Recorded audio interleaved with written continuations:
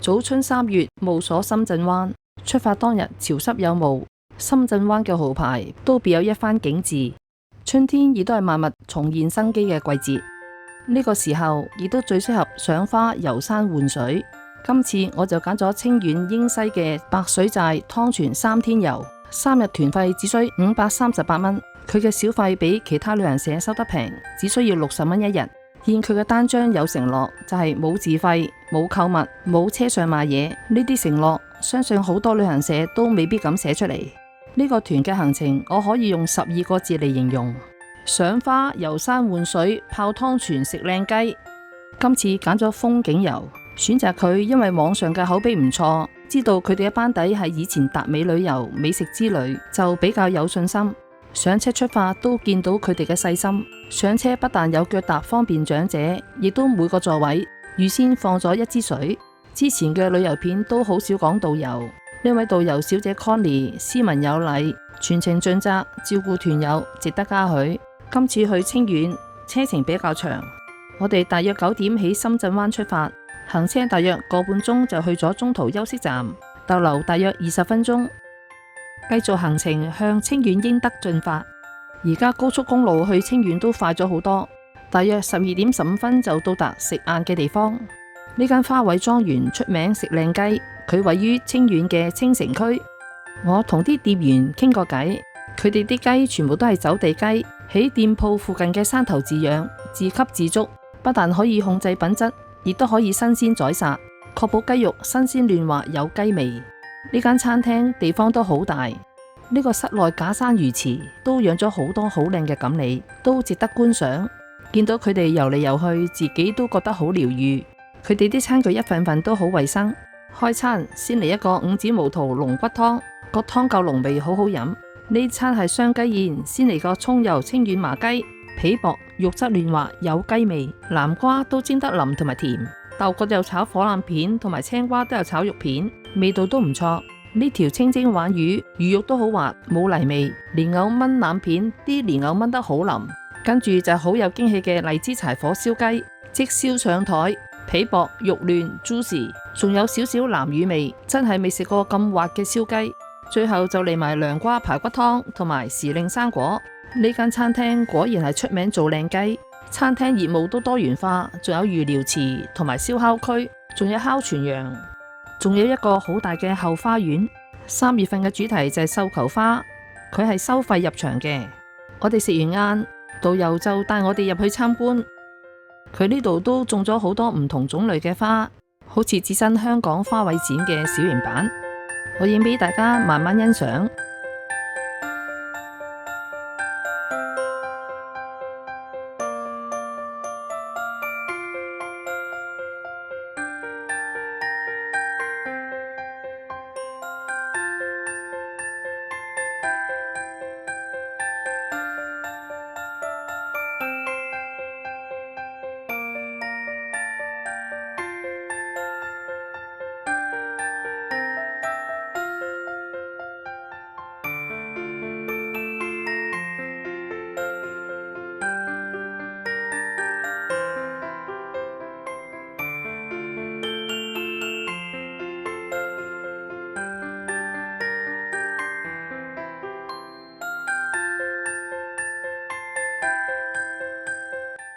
呢度除咗賞花，都有好多裝置擺設俾大家打卡影相。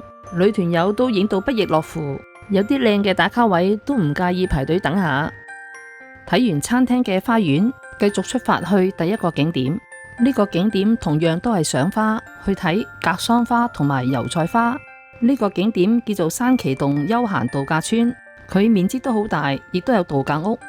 入到去見到指示牌，都有賞花區同埋溫泉。我哋就行去賞花區，入到去就先見到一隻羊咩咩叫，唔知係咪歡迎我哋呢？園嘅中間有一個好大嘅水池，可能係一個蓄水池。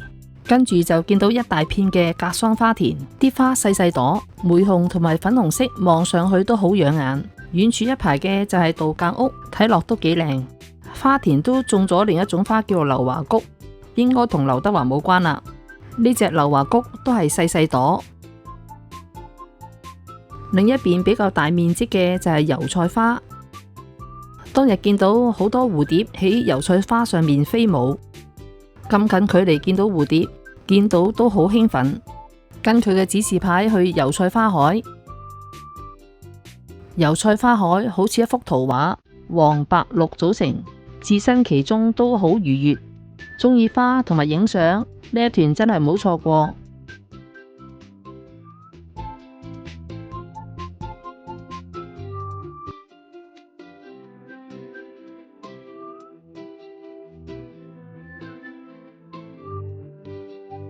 跟住行咗去度假屋嗰邊，嗰度都種咗小範圍嘅格桑花。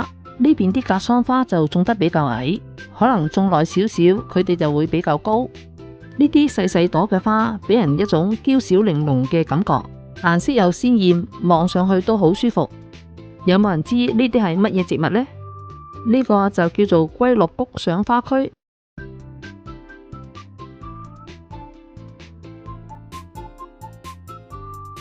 回程就近距離見到呢隻羊，雖然俾人綁住，佢都悠然自得咁食草。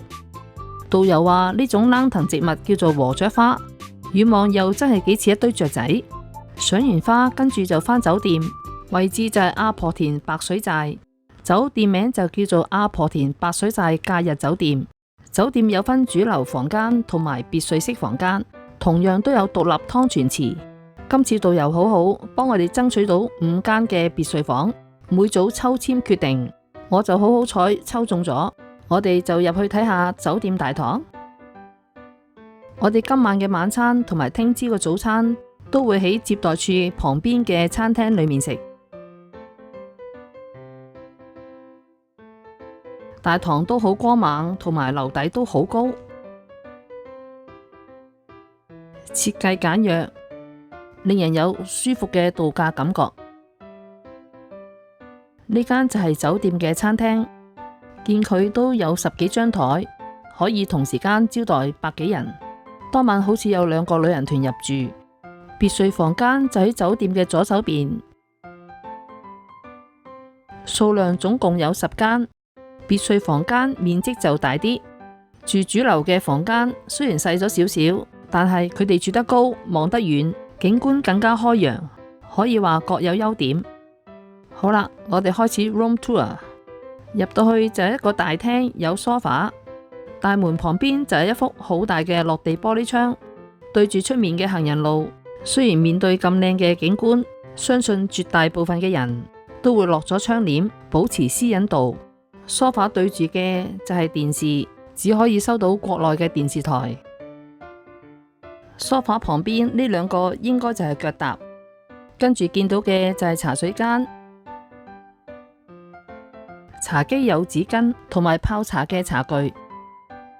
茶水間後面就係寢室同埋浴室，寢室面積都唔細，2張雙人床嘅 size 都夠大。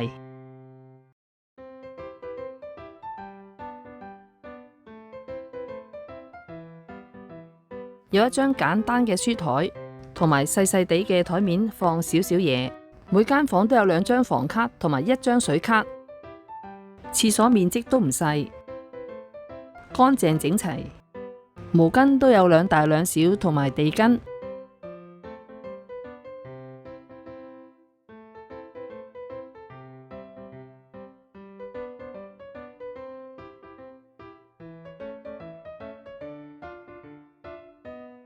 整體設備都齊全，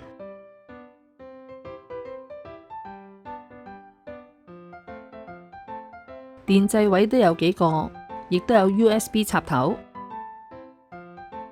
衣櫃就喺床邊，有2件浴袍，亦都有衣架供應。除咗一次性嘅拖鞋，亦都有膠拖鞋，方便你出去浸湯泉。獨立嘅湯泉池就喺露台外面，我哋出去睇睇。露台出邊就係池塘，房與房之間都有圍牆隔住。湯泉池都唔細，足夠2個人享用。趁食晚飯之前，先放啲凍水洗一洗個池。外面個景觀都好舒服，有山有水，喺度泡湯池都應該會好放鬆。將水卡放落呢個裝置就會有熱水出，張卡就會同你計水量，一般都可以浸到幾次。湯泉其實係唔同溫泉嘅。湯泉係山泉水加熱，山泉水同樣都含有豐富嘅礦物質。起房稍為休息一陣，6點鐘就出去食晚飯。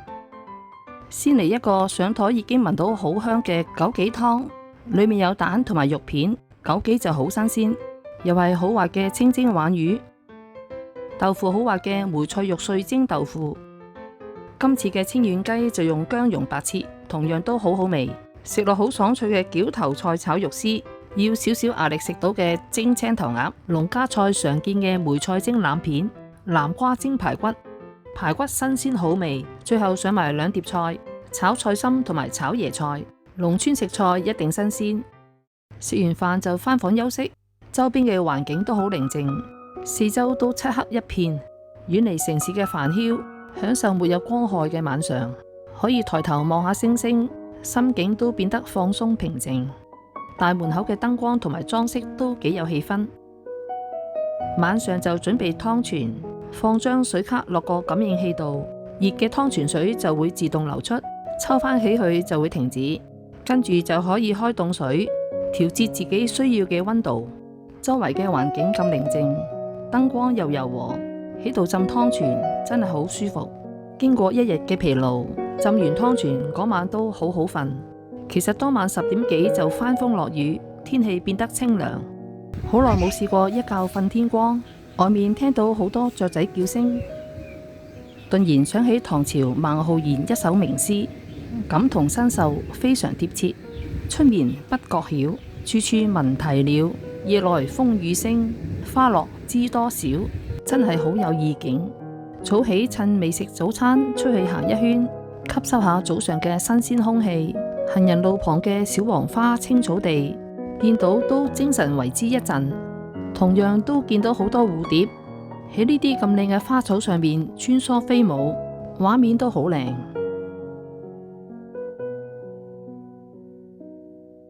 酒店都喺自己嘅範圍種植蔬菜，自給自足，提供新鮮嘅蔬菜俾客人食用。見到有啲菜穿咗一個窿一個窿，咁就證明啲菜冇落到農藥。自給自足根本冇需要落農藥，食壞自己，食壞客人。呢種菜咁似油麥菜，當地叫苦麥菜。趁仲有少少時間，沿住行人路行去別墅房間嘅尾段，呢邊嘅排列同前段有啲唔同。房間以 L 型組成，前面就一字排開。好啦，8點開始食早餐。酒店提供簡單嘅早餐，有白粥、皮蛋瘦肉粥、蛋、番薯、炒麵、炒米粉，有炒菜同埋鹹肉粽。雖然話係簡單嘅早餐，食得晒都會好飽。我就要咗碗皮蛋瘦肉粥，啲瘦肉都好新鮮。導遊 Connie 就好細心，沖啲即溶咖啡俾大家飲。食完早餐9點鐘就出發去景點。今次係去阿婆田白水寨瀑布。我哋好彩，前一晚翻風，第2日就變得清涼乾爽，好適合行山。入口嘅地方呢間鋪頭就有好多土特產賣，吸引到好多團友駐足，睇定邊啲啱。落山回程嘅時候就會選購。老闆就好識做生意，又試飲又試食。呢度嘅貨物種類真係好多，總有1-2款啱你。出發前，導遊都有溫馨提示，團友都要視乎自己身體狀況，如果唔適合行山，都可以坐喺鋪頭度飲杯茶休息一下。沿路啲梯級有啲平啲，有啲高啲，行下唞下都唔會太辛苦。行到一半島就到咗呢個清風亭，望出去嘅景觀都好開揚。當日藍天白雲，視野都好遼闊。一路向前行，開始聽到啲瀑布水聲。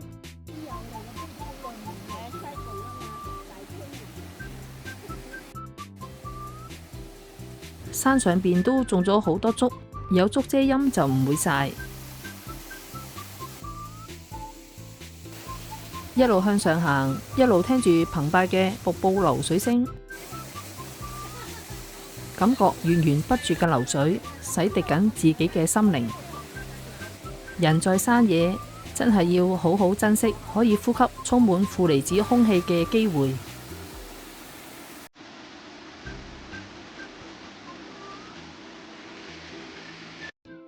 瀑布終於出現，再往上行一小段就到大瀑布嘅平台。喺平台就會感受到瀑布嘅氣勢。平台都設有洗手間，方便郊遊人士。呢個大瀑布嘅落差都算幾大。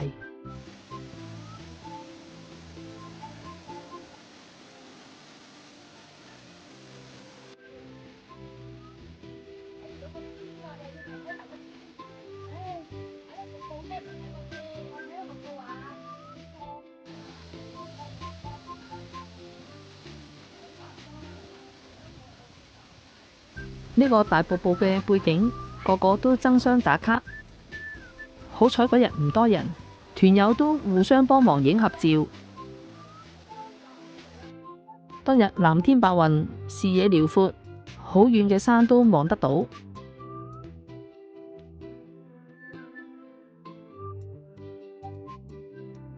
除咗睇瀑布，仲有好嘢食。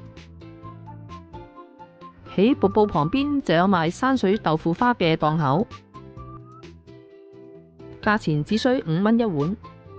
除咗豆腐花，仲有綠豆沙、雪糕、茶葉蛋。行得攰可以食啲嘢唞一唞。我就試下佢嘅豆腐花。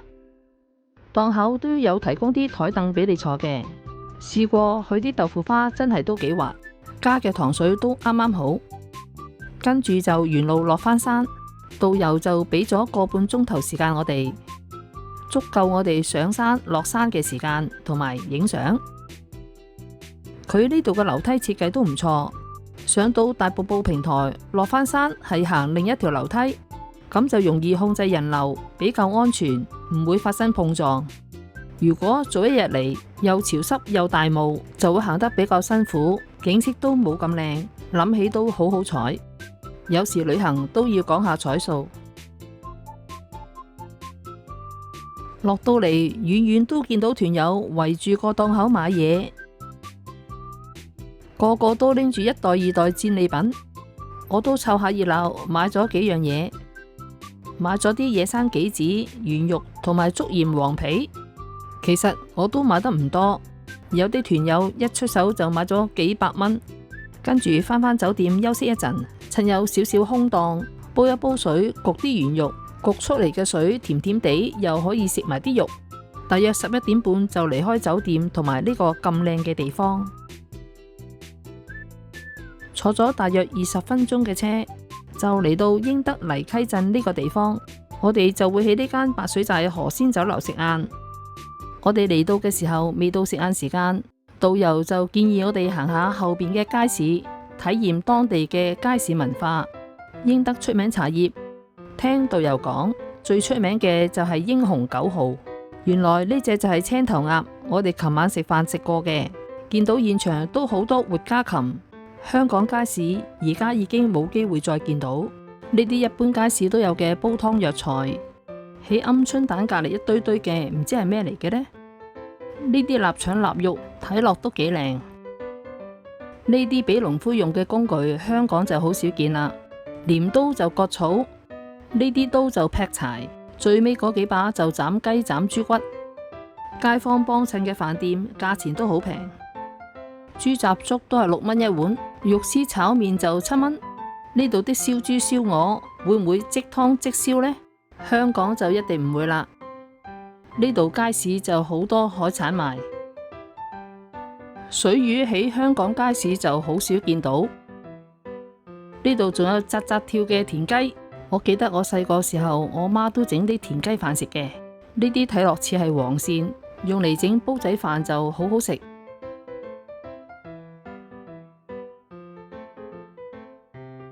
呢隻水魚好努力咁想逃走，我只可以祝佢好運。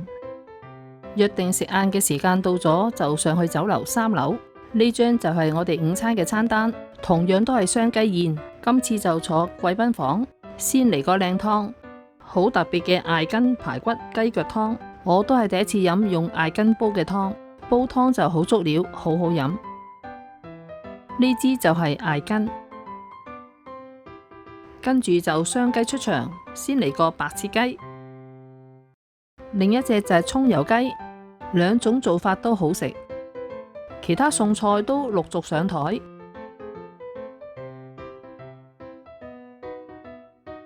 香芋蒸排骨，排骨就好新鮮，芋頭就夠粉。呢條甜魚就好大條，魚身都好粗。最後就嚟埋2碟菜，呢餐都食得好豐富。2隻雞都好好食，食埋個橙就完成今日嘅午餐。上集到此為止，下集更加精彩。沿路欣賞獨特嘅喀斯特地貌，去景點9重天、有岩洞，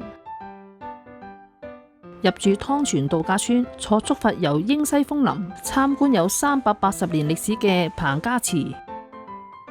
今日同大家分享到呢度，未訂閱嘅都請大家訂閱，撳埋鐘仔就會收到我出片嘅即時通知。可以嘅話都幫忙睇埋片尾嘅廣告。多謝大家收睇，我哋下集再見，拜拜。